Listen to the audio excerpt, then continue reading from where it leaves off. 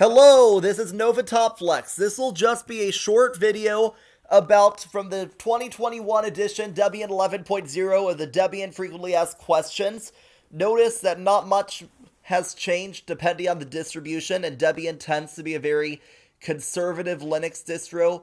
Not a lot in terms of the latest features. We usually associate Debian with the older software, especially if we're trying to keep stable. It's even more conservative than its derivatives in most cases. So let's get started. This video will be about the Linux kernel and Debian. So, is it possible to install and compile a kernel without some Debian-specific tweaking? Yes, but the Debian C libraries are built with the most recent stable releases of the kernel headers. If one happens to need to compile a program with newer kernel headers, then Linux libc dev with the package containing the headers upgraded, or use the new headers from an unpacked tree of the newer kernel.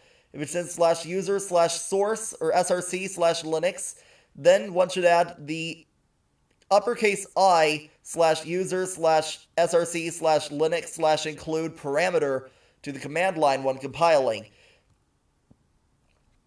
Debian provides, what tools does Debian provide to build custom kernels? Users who wish to or must build a custom kernel are encouraged to use the Debian package target included with recent versions of the kernel build system.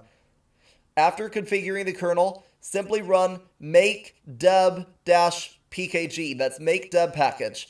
The new kernel package will be created in the directory one level above the kernel source tree, and it may be installed using dpackage-i, lowercase I.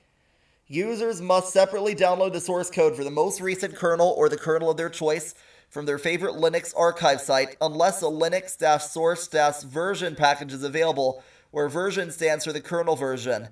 What special provisions does Debian provide to deal with modules? A configuration file containing modules to be manually loaded